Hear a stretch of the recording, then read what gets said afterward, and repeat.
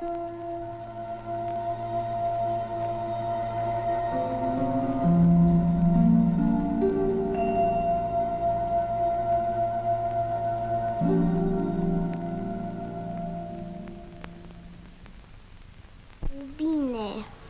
24 braune Sklaven ruderten die prächtige Galeere, die den Prinzen Amgiad zu dem Palast des Kalifen bringen sollte.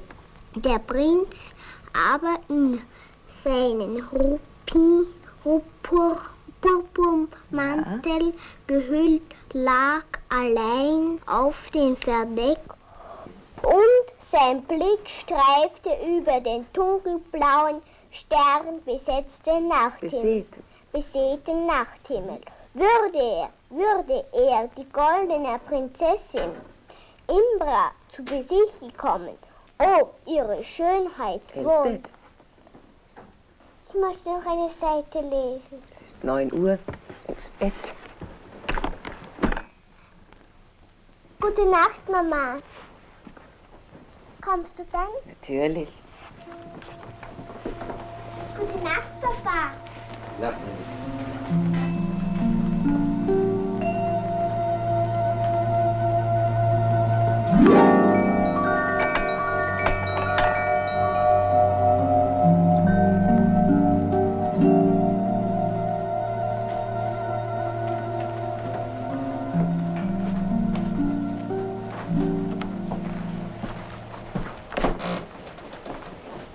Also?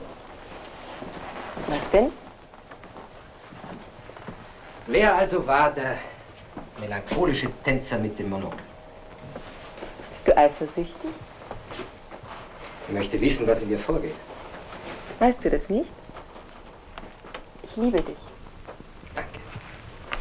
Aber an Abenden wie gestern, wo du vor Lebensfreude sprühst und wirklich unbeschreiblich schön bist, bin ich deiner nicht so ganz sicher. Erzähl. Ich kenne ihn nicht. Er hat sich um mich gekümmert. Nachdem du mit den beiden roten Masken in der Loge verschwunden warst, war er bezaubernd um mich bemüht. Mehr war nicht. Ein Hauch von Abenteuer. Gefährliche Freiheit. Das ist es wohl, was man auf solchen Faschingsfesten sucht. Traurig. Immerhin haben wir ziemlich bald danach ein recht vergnügtes Liebespaar unter anderen Liebespaaren gespielt. Bei Austern, Champagner. Gespielt. Wir waren eines. Eines, das ja dann auch ziemlich rasch nach Hause fuhr. Ich habe lange nicht mehr so stark gefühlt, wie sehr wir zusammengehören. Und doch hast du ihn gestern Abend bezaubernd gefunden. Ich habe gesagt, er war bezaubernd um mich bemüht.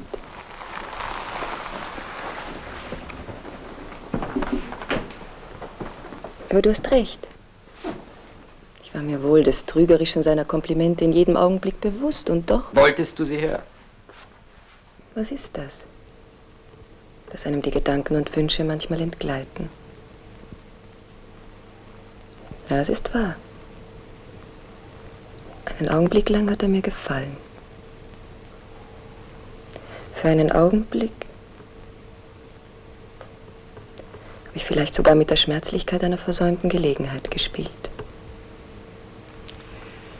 So weit ist es. Deine Gedanken, deine Wünsche, gehen die niemals auf die Reise? Ich habe dich niemals betrogen. Und ich? Ich weiß. Aber vielleicht ist die Verwirklichung eines Wunsches nicht einmal so gefährlich wie ein Wunsch. Der Traum bleibt.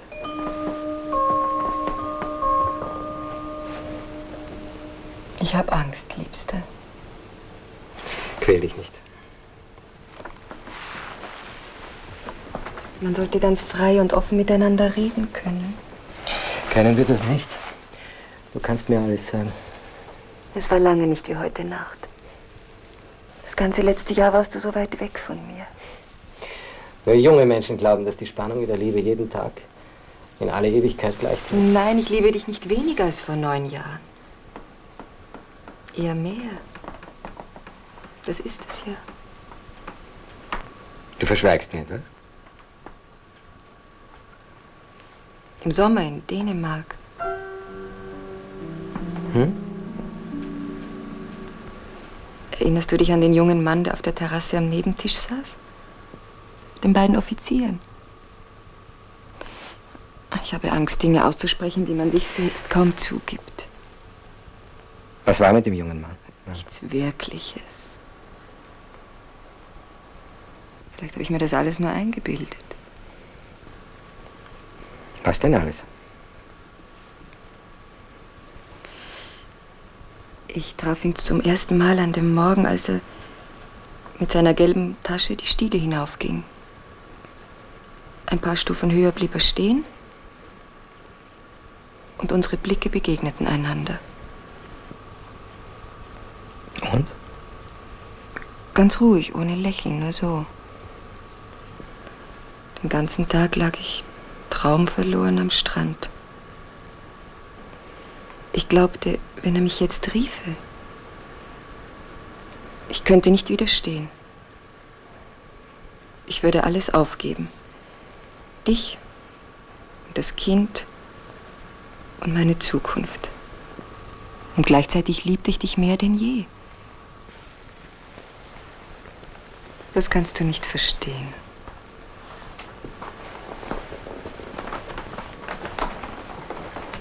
Was war dann? Beim Abendessen bekam er ein Telegramm an den Tisch. Er wurde blass. Mit einem seltsamen Blick zu mir her verließ er den Speisesaal.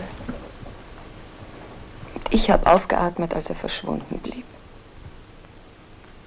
Frag mich nicht weiter, ich habe dir die ganze Wahrheit gesagt. Aber auch du hast an jenem Strand etwas erlebt. Ich weiß es. Du hast recht. Was? Fast jeden Morgen, manchmal sehr früh noch, du hast noch geschlafen,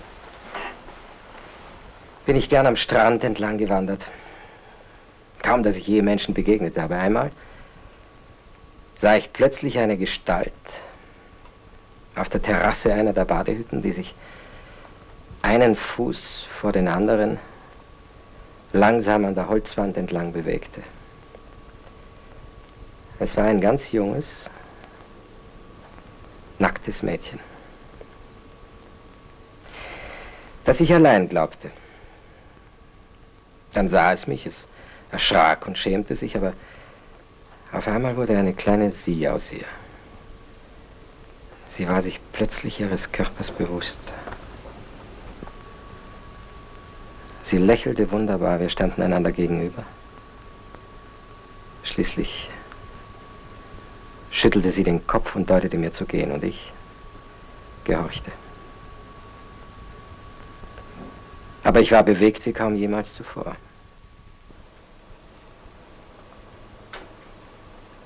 Und wie oft bist du nachher noch denselben Weg gegangen? Es war der Tag unserer Abreise.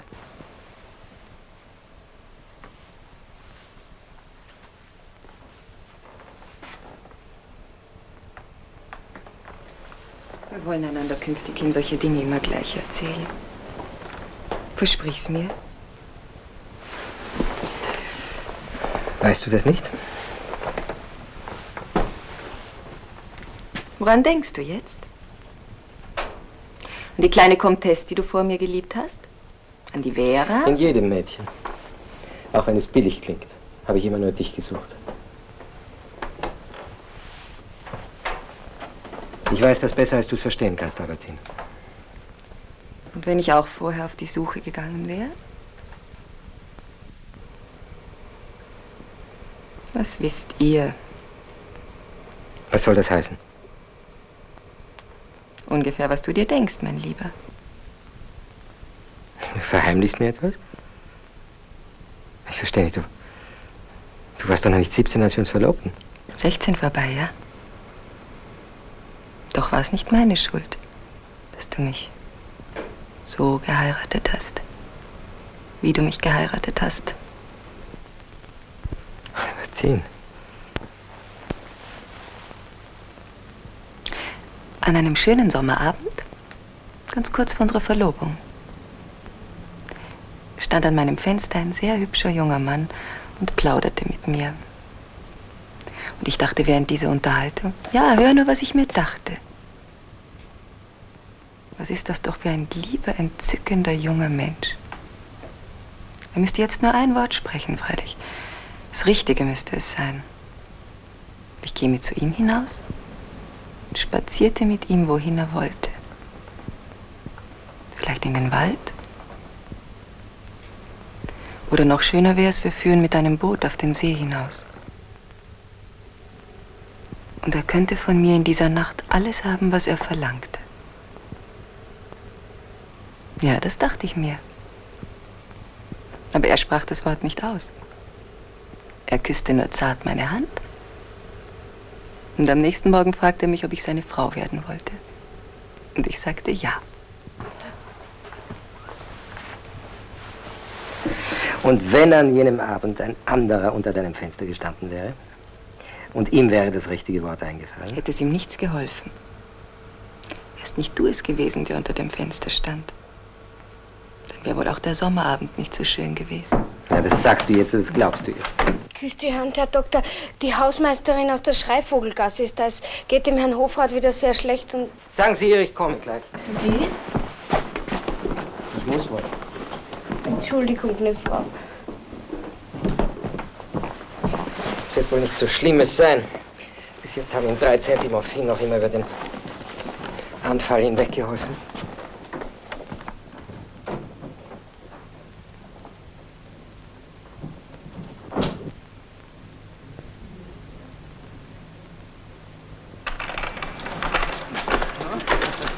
Wohin, Herr Knapp?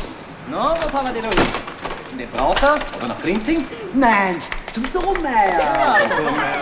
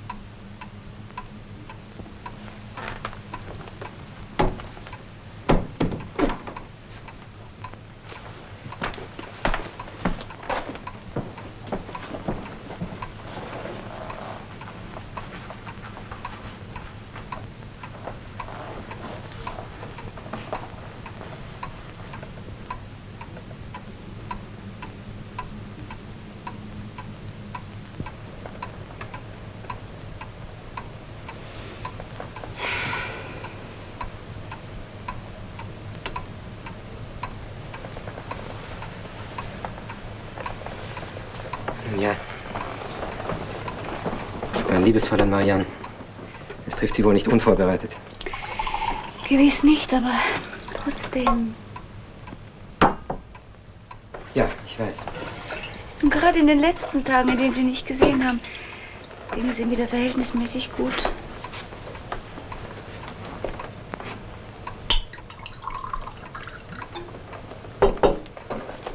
Danke.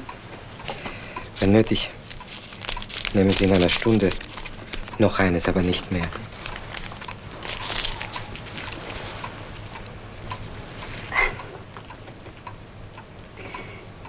Man rechnet wohl immer damit, aber wenn es dann plötzlich so weit ist. Ja, zumindest ist sicher, dass Ihr Vater in den letzten Stunden nicht mehr gelitten hat. Es tut mir leid, dass es so spät noch... Sind die Verwandten verständigt? Ja, die Hausbesorgerin erledigt das. Und dann wird auch bald Dr. Rüdiger hier sein. Dr. Rüdiger? Ja, mein Verlobter. Ach ja. Er war erst 54. Aber die vielen Sorgen und Enttäuschungen, die Mutter immer leidend. Und dann hat ihm mein Bruder so viel Kummer gemacht. Sie haben ihn nicht mehr gekannt. Er lebt jetzt irgendwo im Ausland. Das Bild da drin ist von mir. Wenn nur jemand käme. Erzieher zu Pferd. Dr. Rödiger. Historiker, glaube ich. Vater hat immer so getan, als sähe er. Sicher liebt sie ihn nicht, ist auch nicht seine Geliebte. Sie würde besser ausschauen, froher. Er ist schon noch zu was Sie ist bringen. mager geworden. Die Sorgen. 12 Jahre ist es jetzt. Spitzenkatar vermutlich. Er war fast noch ein Kind. Was das für eine Ehe wird. Zu Weihnachten. Wie 1000 andere halt. Eine Postkarte. Geld hat er sicher auch nicht viel, aber Wissenschaftler. Sonderbar. Akademiker immerhin. Jetzt habe ich den Namen vergessen. Ich habe die behagliche Existenz vorgezogen. Spital und Privatpraxis.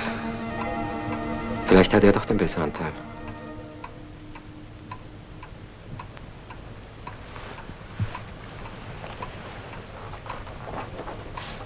Jedenfalls,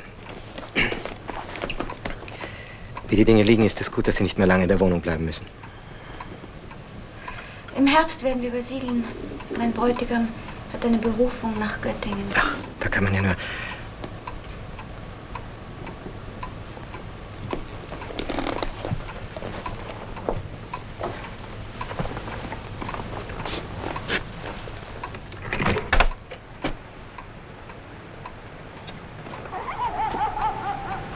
Die frische Luft wird Ihnen gut tun. Es ist draußen fast warm geworden. Schön.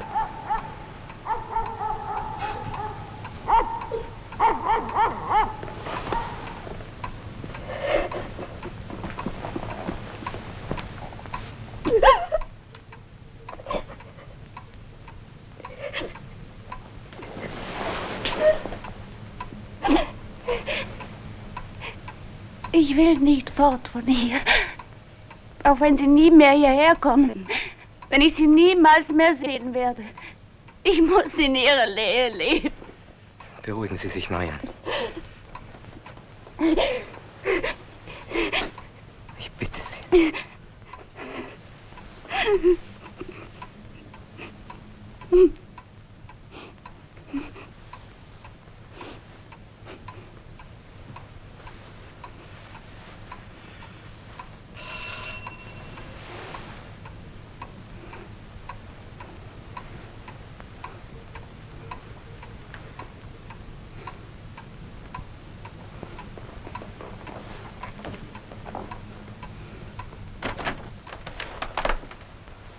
Herr Doktor. Sie wissen schon. Ja, natürlich.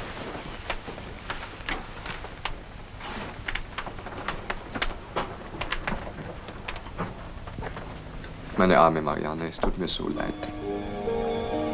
Sie will in meiner Nähe leben. Und er tut, als merkt er nichts. Alle gleich, die Frauen. Der Däne, der mit der gelben Tasche. Albertin will wahrscheinlich auch in seiner Nähe leben. Immer einer in der Nähe des anderen. Vielleicht nach Mödling. Und nach ein paar Jahren alle unter der braunen Flanelldecke wie der Hofrat jetzt. Es ist ja auch nicht gar so weit und ich könnte dich am Wochenende immer besuchen kommen. Hofrat im Ruhestand. Naja, 15 Jahre krank. Der würde sich wundern. Du sollst dich um nichts zu... Vielleicht hört er sie noch, ist ja möglich. Vielleicht ist man die ersten Stunden nur scheintot. Du wirst schon sehen.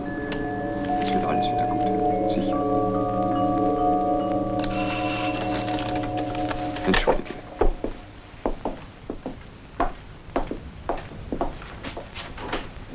Küss die Hand, liebe Tante. Mein lieber Viktor. Gute Nacht. Ja, unsere Arme. Wann ist es denn geschehen? Ich liebe dich. Marian. Ja, vielleicht. Wir haben da, Herr Doktor. Ja, ich weiß.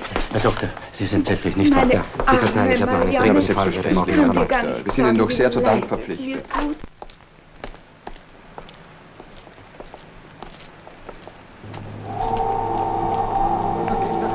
Jetzt schon gespensterhaft unwirklich alles da oben. Sie liebt mich. Ich werde sie nie wiedersehen. Andere sind mir näher gestanden und ich habe sie auch nie wieder gesehen. Wer kann wem helfen?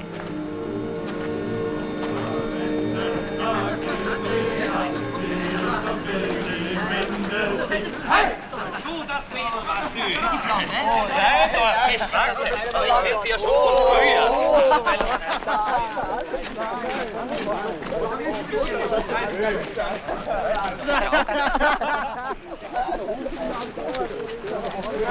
Blaue Alemannen, ich müsste mich mit ihm schlagen, sofort.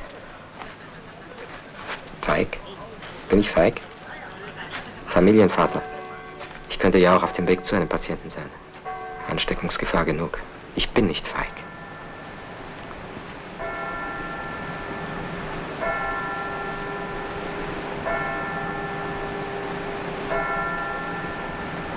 Wenn es der mit der gelben Tasche gewesen wäre, mit dem Albertin, ist ja doch so, wie wenn sie seine Geliebte gewesen wäre. Ärger. Dem will ich gern auf die blonde Stirn mit der Pistole zielen.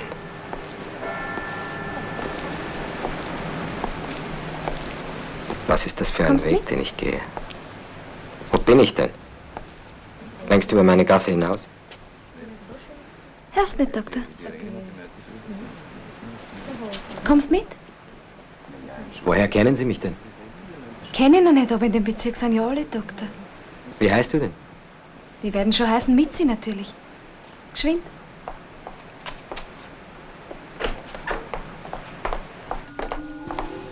Bin ich verrückt? Seit meiner Gymnasialzeit bin ich mit keiner.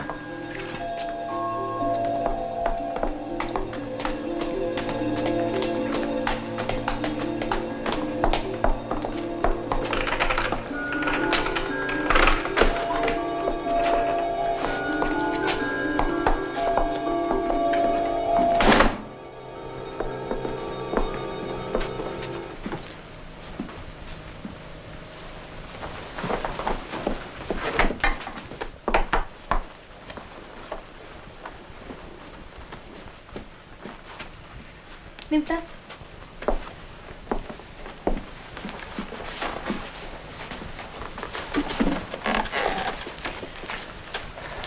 Nett ist es hier. Bist gewiss müde. Wenn so ein Mann den ganzen Tag zu tun hat, da hat's uns einer leichter. Deine Lippen sind ja gar nicht geschminkt. Das ist ja echt die Farbe. Warum soll ich mich denn schminken? Was glaubst du, wie alt ich bin? 20. 17.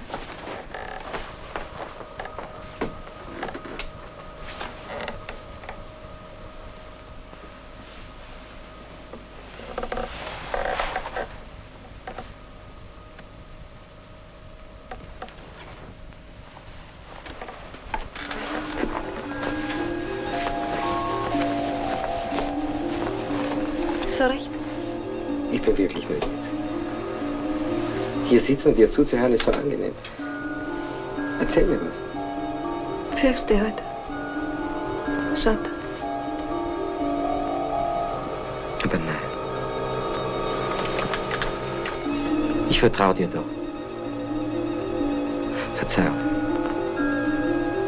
Verzeih, bitte komm zu mir. Bitte komm, ich hab Sehnsucht nach dir, wirklich. Als ob du wie wenn wir uns schon lang... Du hast ja recht, wenn du dich fürchst. Irgendwann einmal muss ja kommen und wenn dann was passiert und du dich ansteckst. Und du hast mich verflucht. Mitzi.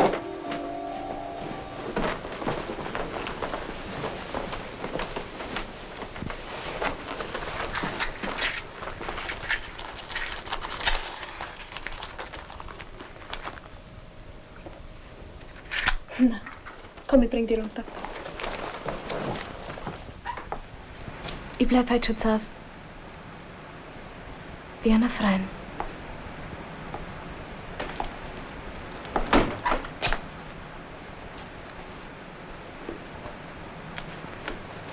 Ich will dir morgen Wein, was zum Naschen schicken. Wohin? Noch eine Nacht nicht schlafen? Ich habe kein Zuhause, ausgestoßen. Seit dem widerlichen Studenten. Mariannes Geständnis? Seit dem Gespräch mit Albertin schon. Seit dem Dänen. Weiter fort. In eine andere, fremde, ferne Welt.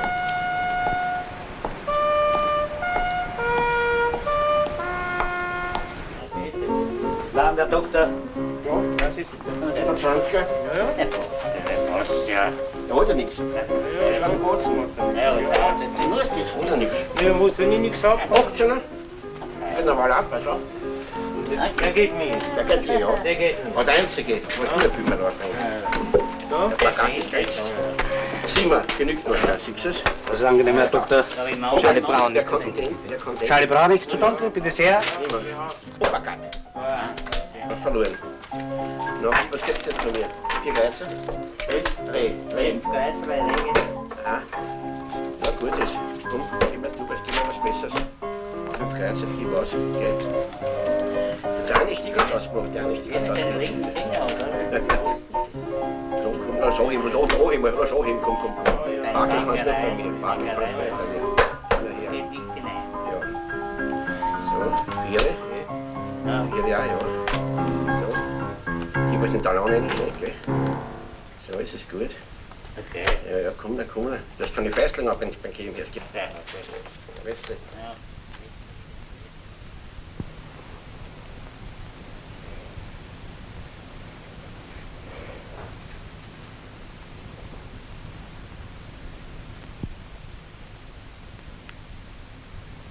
Nachtigall.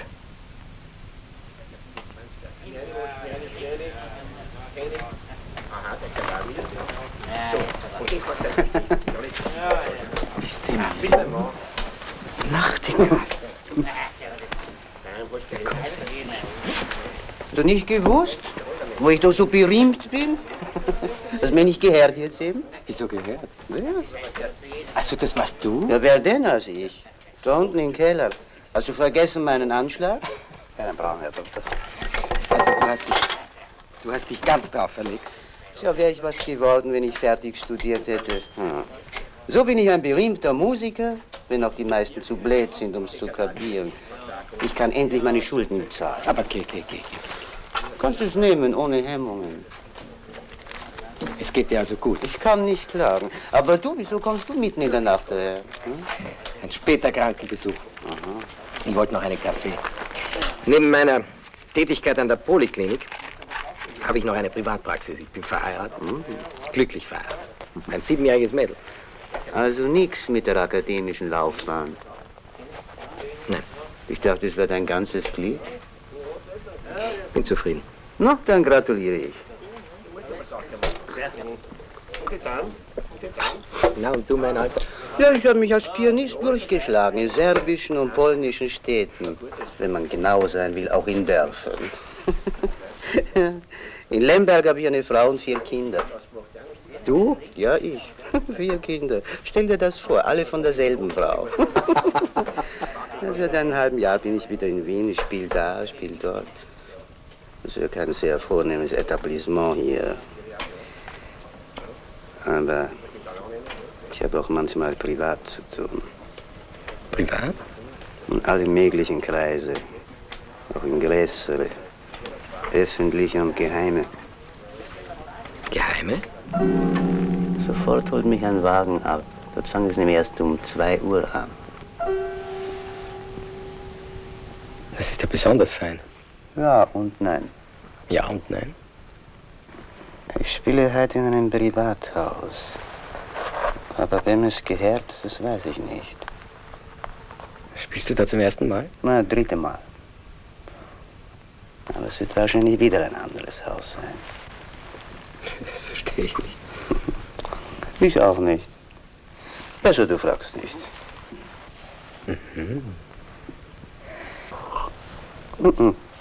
Du irrst nicht, was du glaubst.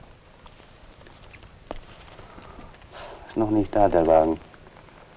Immer holt mich ein Wagen ab und immer ist ein anderer. Immer ein anderer?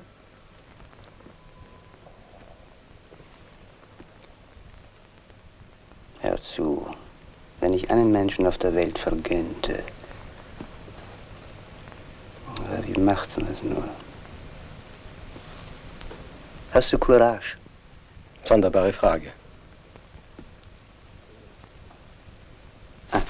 Unmöglich, geht nicht, ist zu gefährlich. Wozu braucht man das für eine besondere Courage? Was kann einem denn passieren? Von mir kann nichts passieren. Höchstens, dass ich dort spiele zum letzten Mal.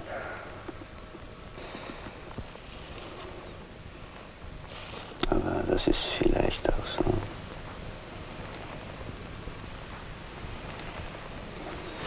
Also? Wie meinst du? Erzähl weiter. Geheime Veranstaltung, geladene Gäste, geschlossene Gesellschaft? Ich weiß nicht. Neulich waren es 30 Menschen. Das erste Mal waren es nur 16. Ein Ball? Ja, natürlich ein Ball. Du spielst dazu? Wieso dazu? Ich weiß nicht, wozu. Wirklich, ich weiß nicht. Ich spiele. Ich spiele mit verbundenen Augen. Aber man sieht doch was. Nackte Frauenzimmer? Sag nicht Frauenzimmer. Solche Weiber hast du noch nie gesehen.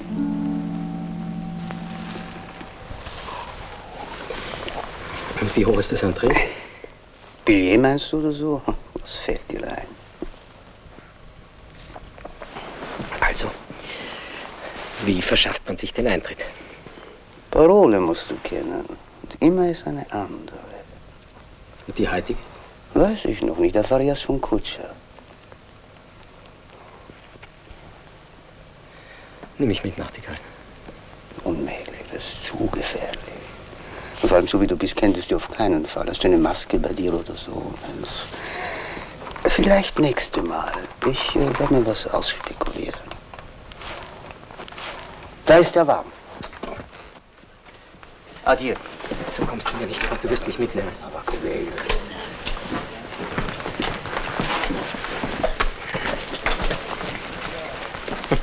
Ich weiß, dass es gefährlich ist, aber vielleicht reizt mich gerade das.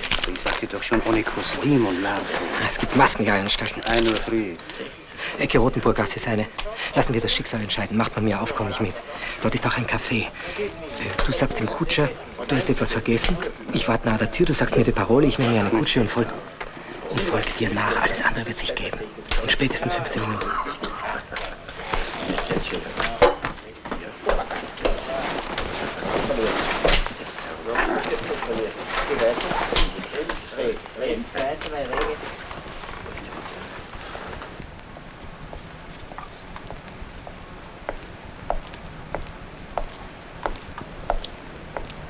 Wie eine Trauerkutsche. Bin ich verrückt?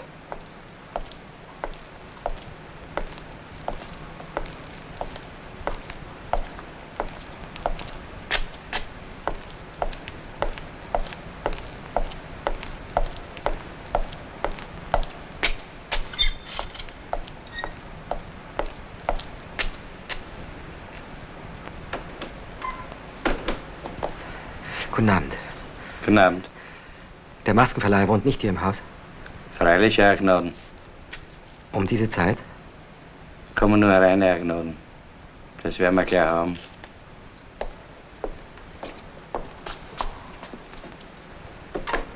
Wäre das erste Mal, dass er nicht aufmachen tät. Alle Tage ist ja nicht Fasching.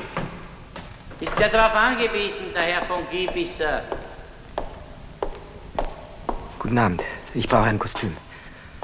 Der Preis spielt keine Rolle. Ich verlange, was mir zukommt, mehr nicht. Ich wollte Sie nicht. Genau, Herr Gnaden.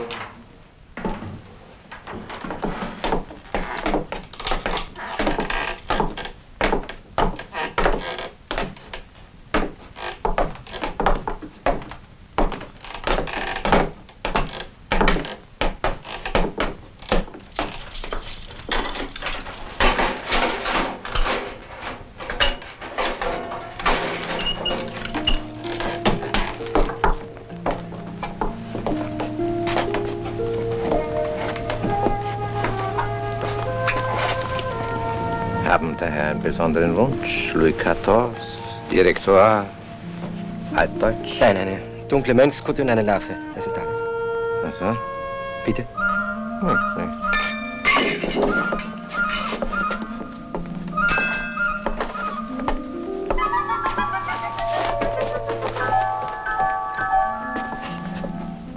Herr, halten Sie mir das Mädel fest.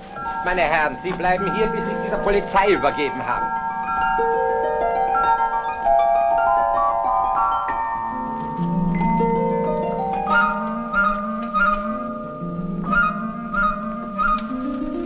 Verzeihen Sie den Zwischenfall, mein Herr. Sie wünschen also eine Mönchskutte, einen Pilgerhut und eine Larve? Einen Hermelinmantel musst du diesem Herrn geben und ein rotseidenes Wams. Monsieur Gibissier, Sie werden uns sofort hinauslassen. Davon kann keine Rede sein. Hier, dieser entspricht Ihrer Wir sind Größe. einer Einladung der Demoiselle gefolgt, Monsieur Gibissier. Sie müssen doch gemerkt haben, dass Sie es mit einer Wahnsinnigen zu tun haben.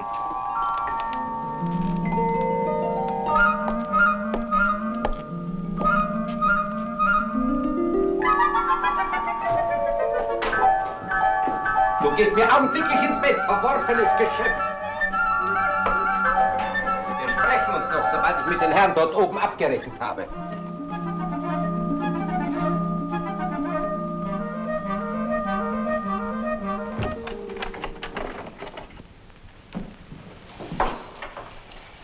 Hier, Ihr Larve, mein Herr.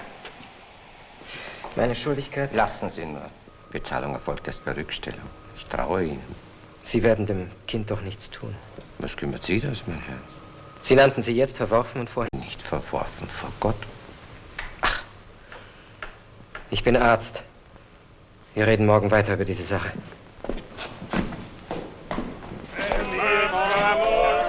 Parole? Du stehst darauf? Unbedingt.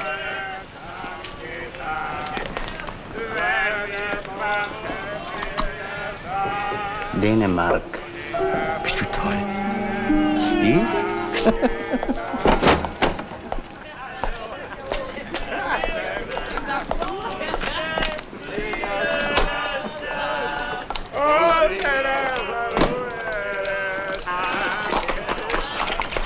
Folgen Sie der Trauerkutsche. Ich meine, der Kutsche, es handelt sich um einen Scherz. Euer Gnaden brauchen nur anzuschaffen.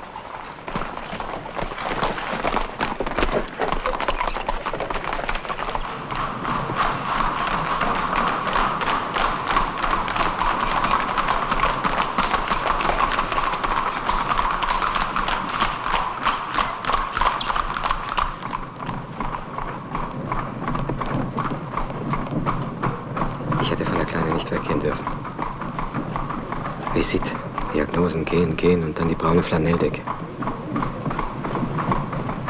Und natürlich diese Föhnnacht, als ob der Frühling käme. Ist der Wagen noch vor uns? Vielleicht verlieren wir die Spur. Nein. Auch schon hinter uns. Frauenzimmer. Die Larve. Niemand darf mich... Dänemark?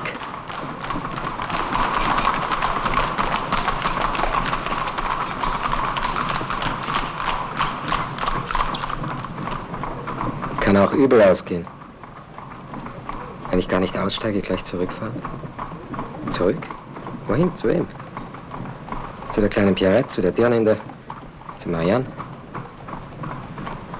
Keinenfalls nach Hause, dorthin ist es am weitesten. Albertine. Warum?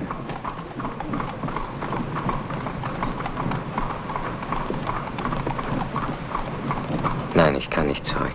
Weiter meinen Weg, weiter. Und wer ist mein Tod?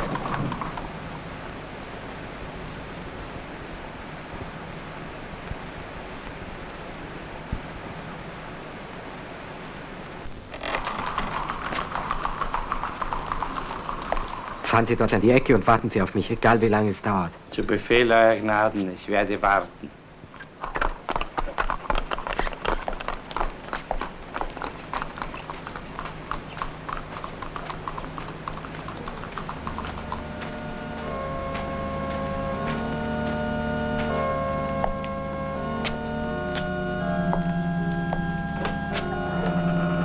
Parole. Dänemark.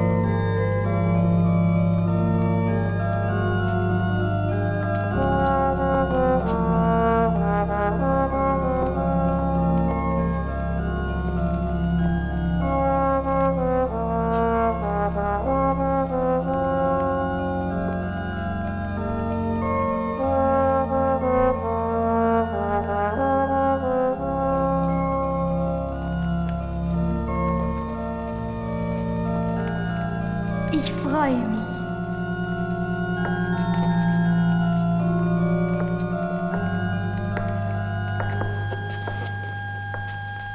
Wunderst du dich?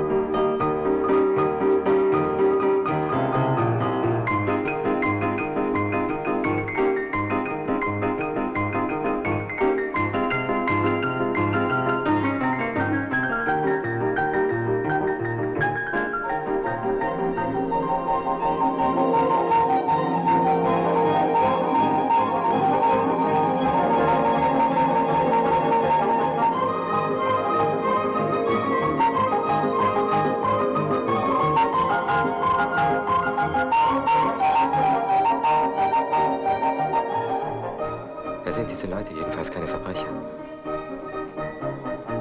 Aristokraten, Dirnen? Es soll ja sogar bei Hof... Warum so einsam? Kommst du nicht tanzen? Und sie? Wo ist sie?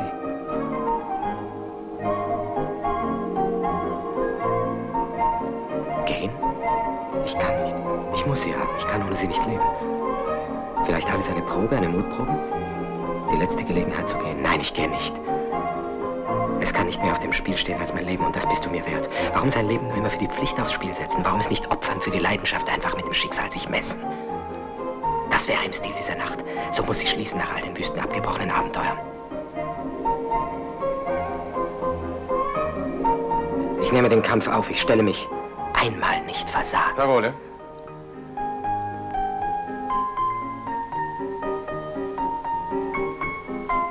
Parole. Dänemark. Ganz recht, mein Herr. Das ist die Parole des Eingangs.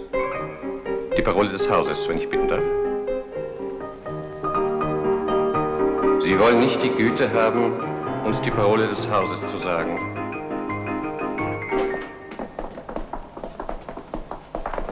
Die Parole, mein Herr. Ich habe sie vergessen. Das ist ein Unglück. Denn hier gilt es gleich, ob Sie die Parole vergessen oder nie gekannt haben. Die Maske herunter. Die Maske herunter. Herunter. Nehmen Sie die Maske ab. Wenn einer der Herren sich durch mein Erscheinen in seiner Ehre gekränkt fühlen sollte, so bin ich gerne bereit, ihn zu töten. Wenn er sich durch mein Erscheinen in seiner Ehre gekränkt fühlen sollte, so bin ich gerne bereit, ihn zu töten. Wenn einer der Herren sich durch mein Erscheinen in seiner Ehre gekränkt fühlen sollte, so bin ich gerne bereit, ihn zu töten. Wenn einer der Herren sich durch mein Erscheinen in seiner Ehre gekränkt fühlen sollte, so bin ich gerne bereit, ihm in der üblichen Weise Genugtuung zu geben. Aber die Maske nehme ich erst herunter, wenn sie alle das Gleiche tun. Es handelt sich hier nicht um Genugtuung, sondern um Sühne. Die Maske herunter. Man wird Ihnen ins Gesicht sagen, was über Sie verhängt wird. Ich nehme sie nicht ab. Und wehe dem, der es wagt, mich zu berühren.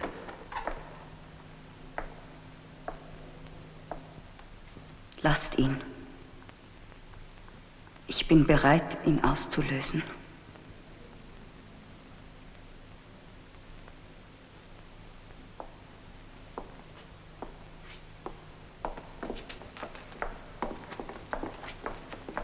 Sie sind frei. Verlassen Sie augenblicklich dieses Haus. Doch hüten Sie sich, Nachforschungen anzustellen. Sie wären verloren. Auf welche Weise soll diese Frau mich auslösen?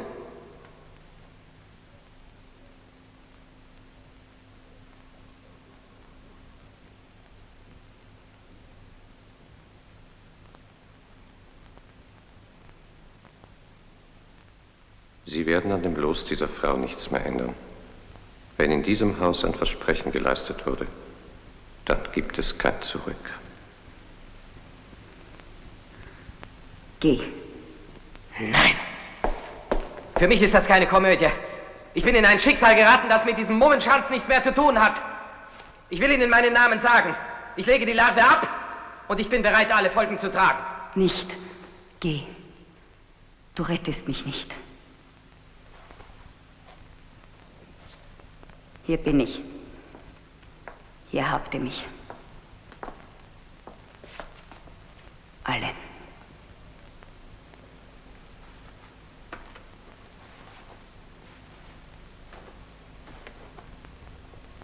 Nein! Nein!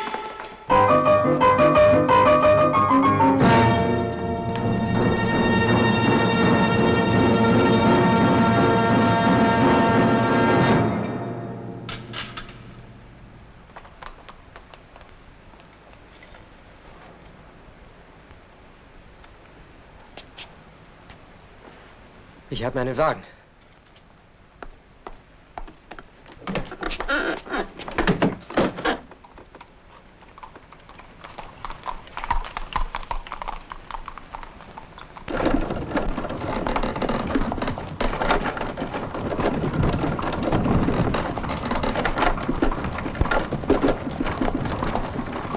Wer ist sie?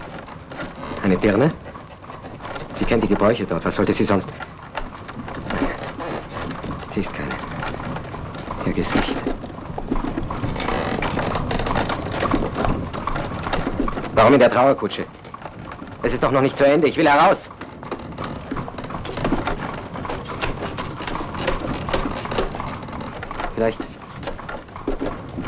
Vielleicht wiederfinden am anderen Ort. Diese herrliche Frau. Es ist nicht zu Ende. Wohin führen die mich? Keine Komödie mehr spielen, nie mehr. Ich will ich selber sein. Albertine, Albertine! Nicht mehr weiter, stehen bleiben!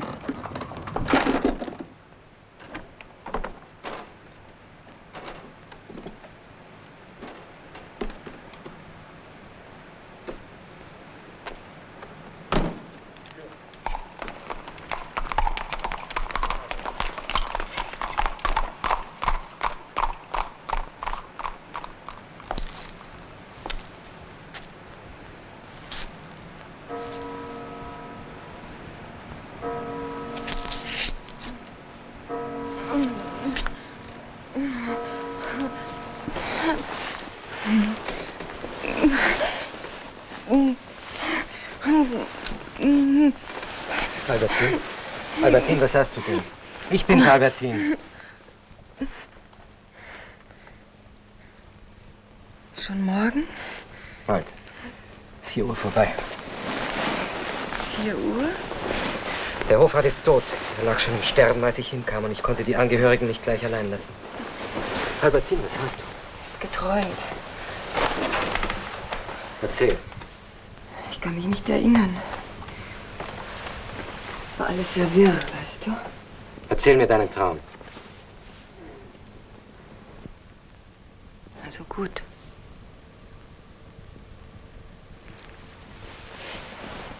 Ich fahre auf der Nordsee auf einem riesigen altertümlichen Schiff. Es erinnert mich an den Wäscheschrank meiner Großmutter, ein Ungetüm mit vielen Laden. Es ist ein Frauenschiff. An den Rudern sitzen nur Frauen. Alle nackt. Ein einziger Mann ist an Bord. Es ist der Reitbursche meines Vaters. Wieso denn gerade der? Als kleines Mädchen war ich in ihn verliebt. Ich führe das Kommando auf dem Schiff. Das Meer geht hoch. Auf einmal bemerke ich unter meinen Frauen einen zweiten Mann. Er hat sich eingeschmuggelt. Ich bemerke ihn nur, weil er als einziger kostümiert ist. Kostümiert? Ja, sehr kostbar, wie ein Prinz. Ich bin wütend, dass er kostümiert ist. Ich befehle ihn, an den Mastbaum zu binden. Er ist zu schwach, sich zu wehren. Ich tanze vor ihm. Lachend, nackt und ohne Scham. Und während meine Frauen ihn blutig schlagen, gebe ich mich dem anderen hin. Dem Reitburschen? Ein verrückter Traum, nicht? Auf einmal ist mein Liebhaber verschwunden. Und ich höre vom Mastbaum her meinen Namen. Albertine, Albertine. Ich schreie, löst ihm die Fesseln. Der Gekreuzigte fällt auf mich herab. Ich will dich lieb haben. Ich will gut zu dir sein. Aber du bist tot. Ich? Was sagst du? Nichts. Weiter. Der Tote auf mir wird immer schwerer. Ich ringe nach Atem. Ich keuche vor Entsetzen. Da hebt eine Sturmböe das Schiff. Ein Blitz. Ich sehe die dänische Küste. Wir rollen über Bord, der Tote geht unter.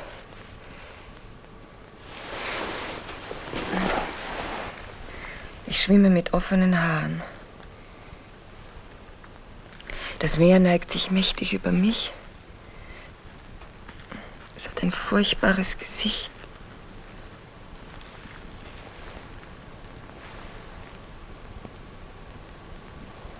Wo warst du heute Nacht? Schlaf jetzt. Verzeih mir. Gute Nacht.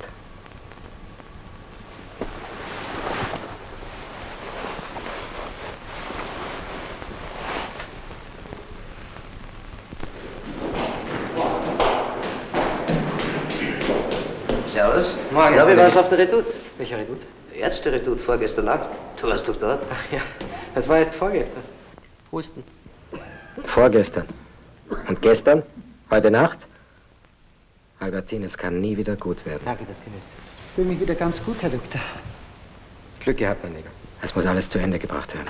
Vielleicht können Sie mir helfen. Ich brauche die Adresse von Herrn Nachtigall. Wer soll denn das sein? Der Pianist von uns. Was, der heißt Nachtigall? Ja. Wissen Sie die Adresse? Warten Sie, ich glaube, der wohnt im die 3 Mohren in der Leopoldstadt. Danke. Bett 11? Ist auf die chirurgische transferiert worden. Wer hat das angeordnet? Der Herr Professor. Bitte zu veranlassen, dass der Befund der histologischen Abteilung sofort darüber besteht. Ja, er hat hier gewohnt. Wieso? Was ist mit ihm? Na, weg ist er halt, nicht? Abgereist? Na, freilich, warum denn nicht? Aber wann denn? Na, das war in der Nacht. Nein, eigentlich in der Früh. Ist aber plötzlich gekommen. Na, das sage ich auch. Eine komische Geschichte. Hat jemand telefoniert, Nachricht hinterlassen? Nein, nichts, Herr Doktor. Grüß dich Gott. Guten Morgen, Albertine. Ich habe so fest geschlafen. Warum hast du mich nicht aufgeweckt? Ach Gott. Von Bertram hast du gehört? Es geht viel besser heute. Gut. Ja, gehst du zur Frau Winkler? Ich glaube nicht. Komm, Elsbeth, komm her. Sag dem Papa guten Morgen. Komm. Sie will nicht. So lass sie. Was sonst was? Post? Nur ein Brief von deiner Schwester. Soll ich ihn aufmachen? Wie du willst. Bist du müde? Kommst du zum Essen? Kaum. Ich komme wahrscheinlich gleich zur Ordination. Entschuldige, ich bin in Eile. So vergnügt, als wäre nie etwas gewesen. Kein Traum, kein Däne, nicht gekreuzigt.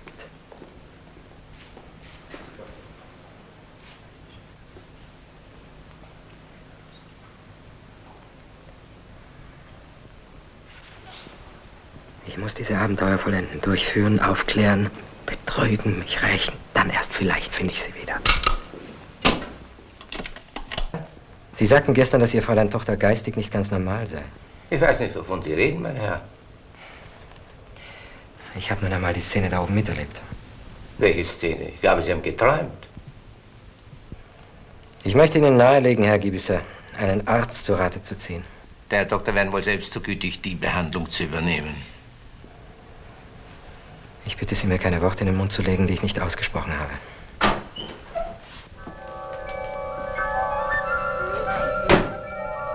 Pardon? Ach so. Wie meint der Herr? Sie haben also darauf verzichtet, die Polizei zu verständigen. Man hat sich auf anderem Weg geeinigt. Wenn der Doktor vielleicht wieder mal einen Bedarf haben sollte, muss ja nicht gerade ein Mönchsgewand sein.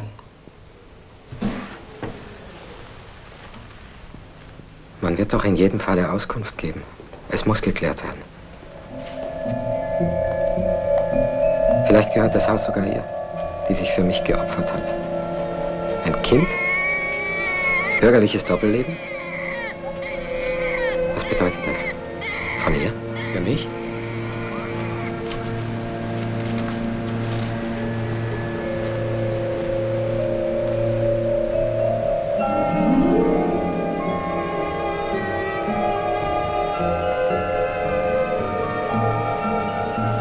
Zweite Warnung, nicht letzte. Noch eine Prüfung? Sie lebt jedenfalls. Wieso? Doch. Es liegt an mir, sie zu finden.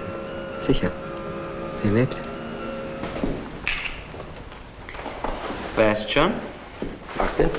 Morgen wird über die Neubesetzung der Augenabteilung entschieden. Was glaubt man denn? Der Hügelmann vermutlich. Nicht Fuchstaler? Ich scheide doch immer schon aus, bevor ich noch in Erwägung gezogen bin. Schade. Was? Ja, wir müssten wieder wissenschaftlich arbeiten können. Wenn wir mal eine Privatpraxis haben? Noch einmal ganz von vorne anfangen. Okay. Du, würdest du mir notfalls die Abendvisite übernehmen? Ich habe noch ein paar Wege nach der Ordination. Ja, ich habe die Zeit heute.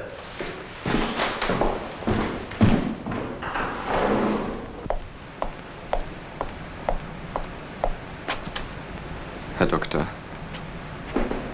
morgen Nachmittag um 3 ist das Begräbnis. Ach, jetzt sind wohl die Verwandten oben. Nein, nicht mehr. Sie wird sich sicher sehr freuen, Sie noch zu sehen. Ich bringe Sie morgen nach Mödling. Meine Eltern haben dort ein kleines Häuschen. Ich danke Ihnen noch vielmals für alles, Herr Doktor. Sie lassen mich lange warten. Verzeihen Sie. Ich hatte einen besonders schwierigen Tag.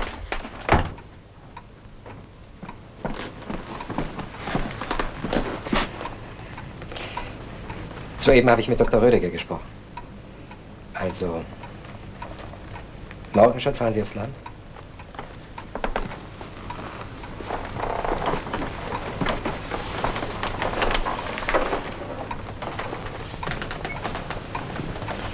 Ich finde das sehr vernünftig. Die frische Luft, die andere Umgebung wird Ihnen gut tun.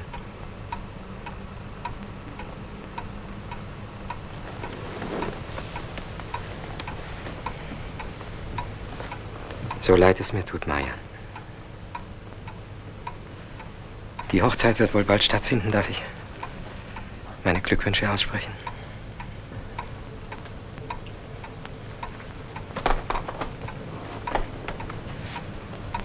Sie lassen mich wissen, wie es Ihnen geht.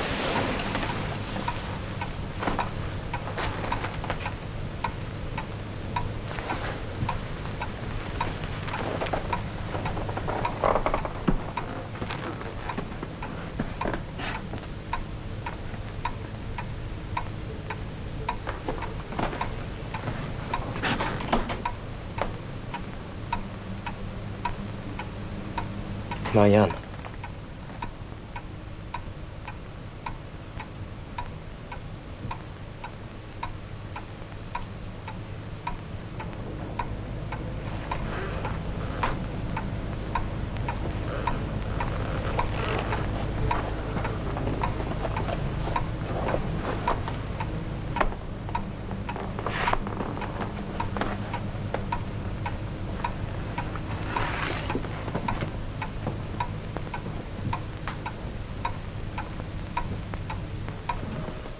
Sie wünschen? Ist das Fräulein Mitzi? Hier gibt's kein Fräulein Mitzi. Ja, aber entschuldigen Sie, ich irre mich bestimmt nicht. Zu wem wieder her? Die Frau Mitzi? Die wird so bald nicht rauskommen. Sie ist im Spital, nicht wahr? Ja, wenn's der Herr eh weiß. Aber wir sind gesund, Gott sei Dank. Ich bin nur zufällig vorbeigekommen, um der Mitzi... Na, geben's her, die Backeln, ich werde sie mitbringen morgen. Können Sie nicht darauf verlassen, dass ich nichts wegnaschen werde. Und grüßen werde ich Sie auch von Ihnen. Und die ausrichten. Sie sind ja nicht untreu worden. In 6, 8 Wochen hat der Doktor gesagt, ist wieder zu Hause. Ja, sagen Sie meiner Frau, dass ich nicht zum Abendessen nach Hause komme. Ich bin noch auf der Klinik. Dann habe ich noch ein paar Visiten, es wird spät werden. Danke, guten Abend. Herr.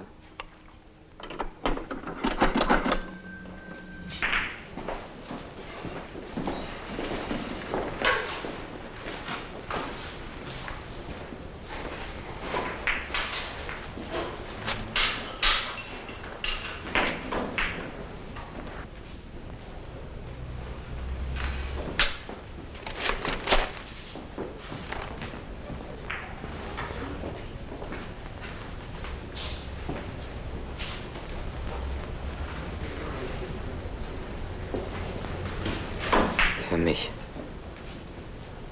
Und ich wollte doch für Sie. Aber sie ist doch gewiss gerettet worden, wenn man ganz rasch... Es ist bestimmt keine Zeit verloren worden. Wann wurde sie entdeckt? Nach 11 Uhr, gleich ins Spital gebracht. Aber das habe ich doch der Polizei schon alles Ich gesagt. weiß. Und die beiden Herren? Ja, die wollten Sie unbedingt sprechen.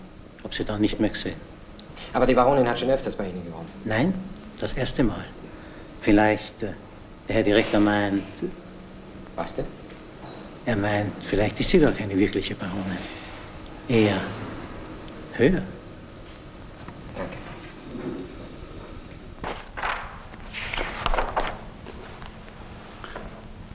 Uhr eingeliefert in die zweite Interne. Und das wissen Sie ja schon. Ohne das Bewusstsein erlangt zu haben, um 5 Uhr gestorben.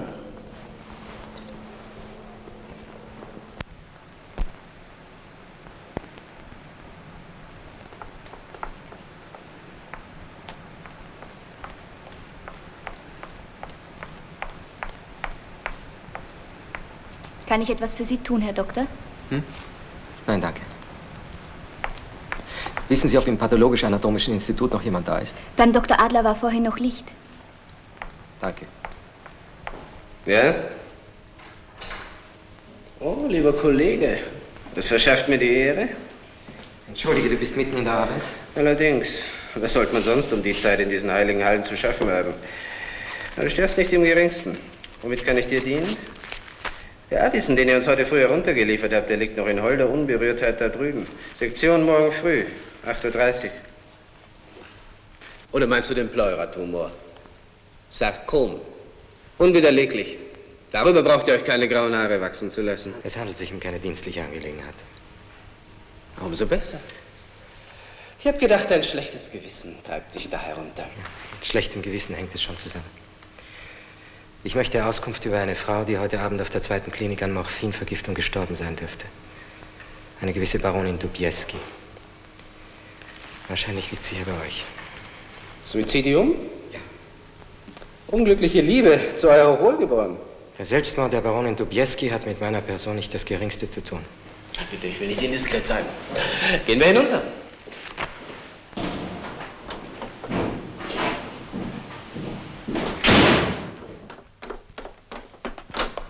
Ich habe einfach die Vermutung, dass diese angebliche Baronin eine Person ist, die ich kenne, vielmehr vor Jahren flüchtig gekannt habe. Und ich möchte wissen, ob diese Vermutung stimmt. Davon werden wir uns sofort überzeugen.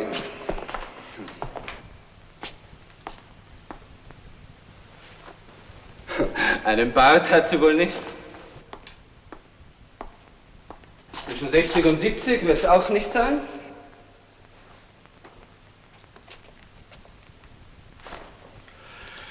Kommt auch nicht in Betracht. Ist sie blond? Verunglückt ist auch nicht.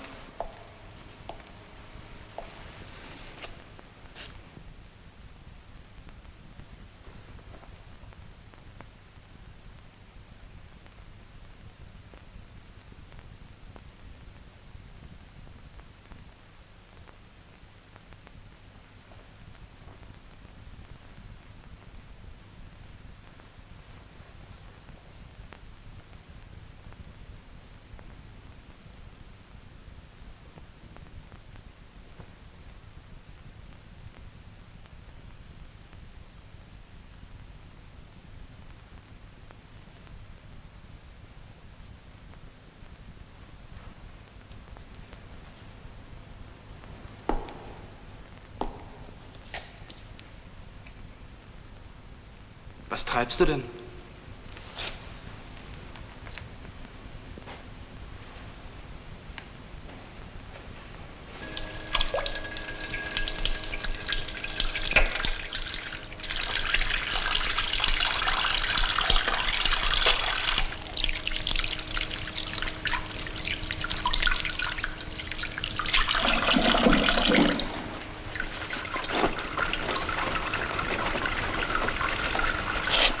Wir haben übrigens eine neue Färbungsmethode. Willst du dir das Präparat einmal anschauen? Findest du dich zurecht? Ein farbenprächtiges Bild, muss ich sagen. Ist hochinteressant. Ich komme vielleicht morgen oder übermorgen, mir Auskunft von dir zu holen über die neue Methode. Stets gern zu Diensten. Bleibst du? Ja, aber natürlich. Das sind doch die allerschönsten Arbeitsstunden. Da ist man wenigstens vor Störungen ziemlich sicher. Na, ich danke dir schön. Sag mir, was ist?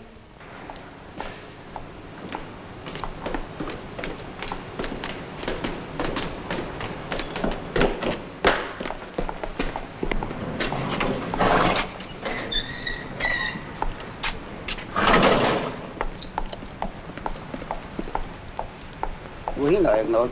Nach Haus. Laudongasse.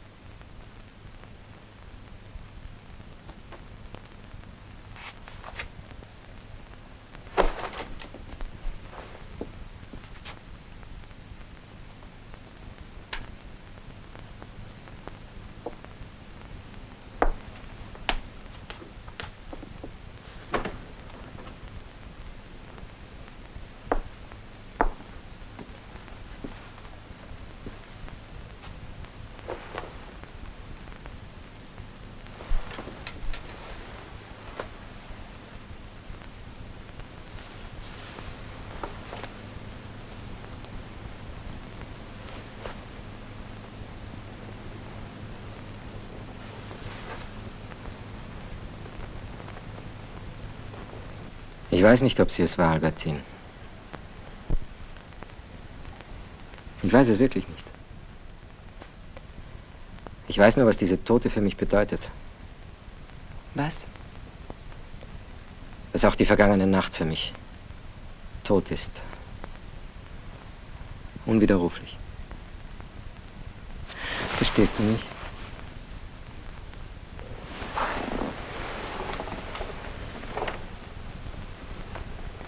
Kann es sein, Albertine, dass die Abenteuer einer Nacht, seltsame Abenteuer, die man kaum begreift, vielleicht die Wahrheit eines ganzen Lebens andeuten?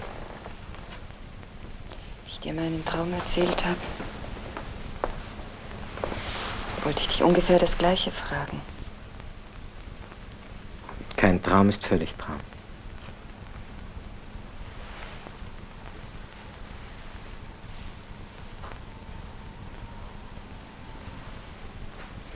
Was sollen wir jetzt tun, Albertine? Dem Schicksal dankbar sein, glaube ich. Dass wir aus all den Abenteuern heil davongekommen sind. Aus den wirklichen und aus den geträumten. Sind wir das? Wir sind aufgewacht. Für lange. Für immer? Nicht in die Zukunft fragen.